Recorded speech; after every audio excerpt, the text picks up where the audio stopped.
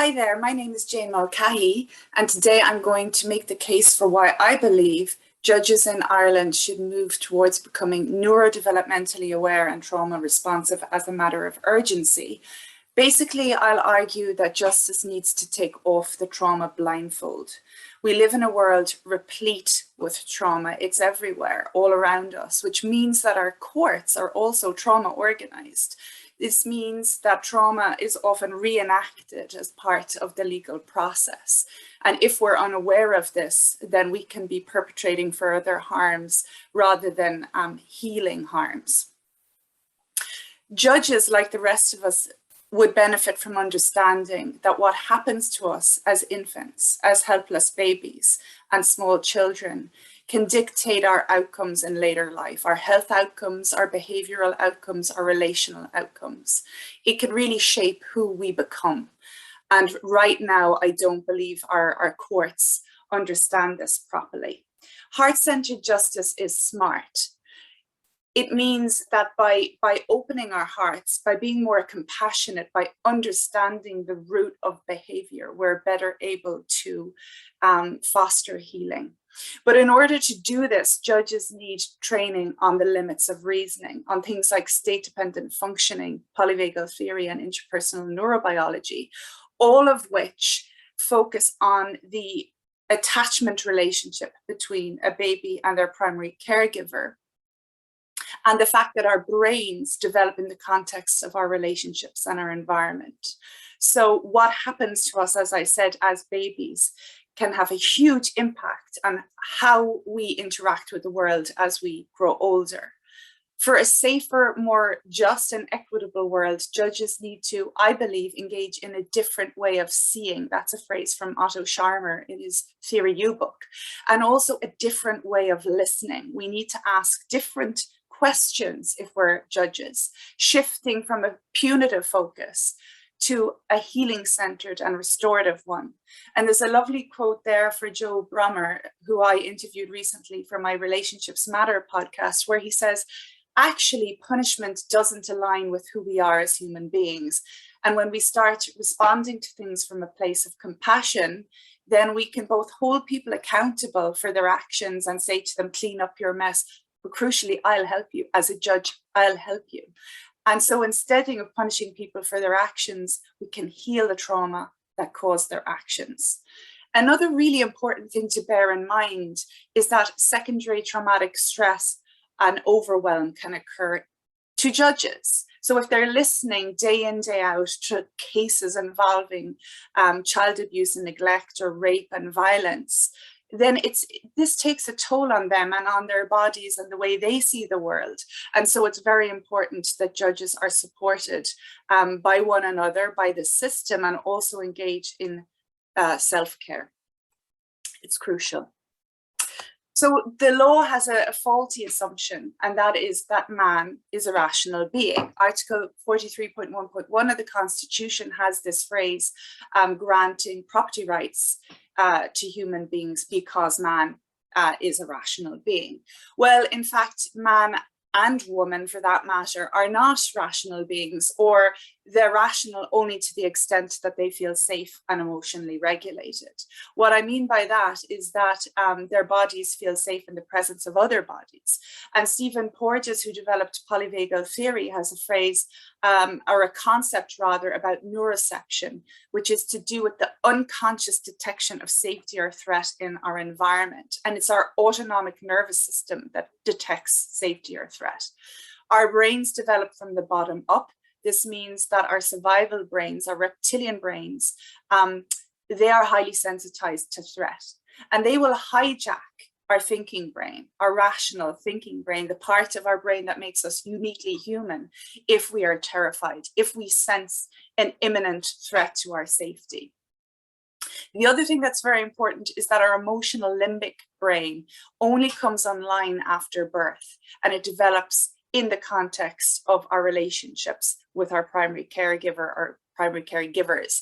And if we don't have loving, nurturing relationships with our parents or their substitutes, if we aren't hugged, kissed, fed adequately and washed, and if we don't feel safe in the presence of those key people in our lives, then we're going to go through life finding it very hard to trust other people, being highly sensitized to danger and threat, and maybe having very quick reflexes, which might mean that we have a higher propensity for violence because we've learned that we might need to use aggression to keep ourselves safe, to keep people at a distance.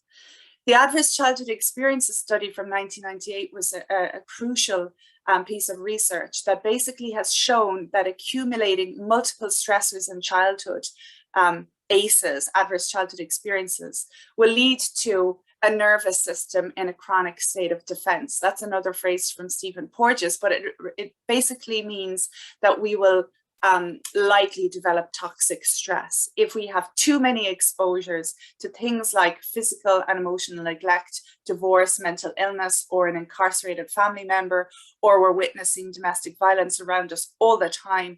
Then we will be in a survival loop. We will be constantly looking out for danger. We will be trying to avert threat. We won't be able to take in our lessons at school. And the fact is that while these type of adversities are very common, they can occur in households that are well educated and where people have good jobs, but they are more likely to cluster in communities that are highly stressed. So where there's discrimination, poverty, community disruption, and community violence, and that type of thing. So not only are there lots of individuals in families suffering from toxic stress and embodied trauma, but actually the community as a whole has too much stress to contend with. So our memory templates from our early childhood experience follow us into our adult lives. And Siegel describes memory as the way that past events affect future functioning. The main ingredient for a secure attachment experience is the pattern of emotional communication between child and caregiver. That's Siegel again. But in our courts, many of the people who will find their way into family courts due to child abuse and neglect, or into our criminal courts, are people who never experienced loving, nurturing care, or indeed safety.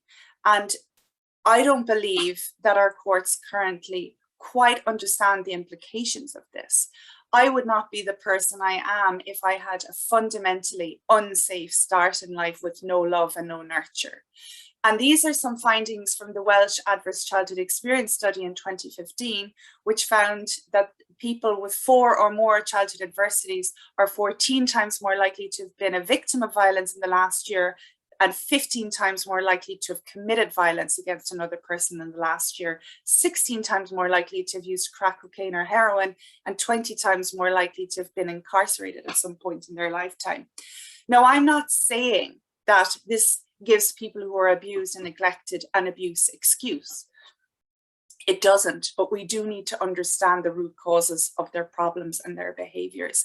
We need to, I really believe, treat violence as a public health issue, as they're doing in the Violence Reduction Unit in Glasgow, because Van der Kolk, a trauma expert who wrote a fabulous book called The Body Keeps the Score, says, hurt people hurt other people.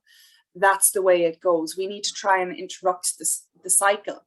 And if we don't understand that violence can, in and of itself, almost be a response to violence that the person couldn't fend off in their childhoods, then we're going to keep sending people, more and more people, to prisons, which can be violent places. Indeed, one of my interviewees was slashed multiple times to the face and neck in prison. And when he got out of prison, his own addictions and offending behavior escalated. He started carrying knives. So we need to start asking young people who carry knives, why are you carrying knives? Who were you afraid of? Why were you so afraid? Why was your body in this chronic state of defense? If we don't, we are missing the point, and we're punishing people without understanding that very often their behaviors are attempts at solutions. They are maladaptive coping strategies. And by that, I mean, things like addiction start off as a way of trying to regulate the nervous system and the surging cortisol. So we can understand addiction as ritualized compulsive comfort seeking. And the fact that addiction is not actually an aberration, but it's a normal response to ACEs, just like bleeding is a normal response to being stabbed. Dr. Gabor Mate, who is a wonderful speaker and writer on addiction and trauma, says we shouldn't be asking really why the addiction, we should ask why the pain. And also, not everyone who is traumatized becomes addicted, but everyone that is addicted was traumatized. That is something that our courts need to understand.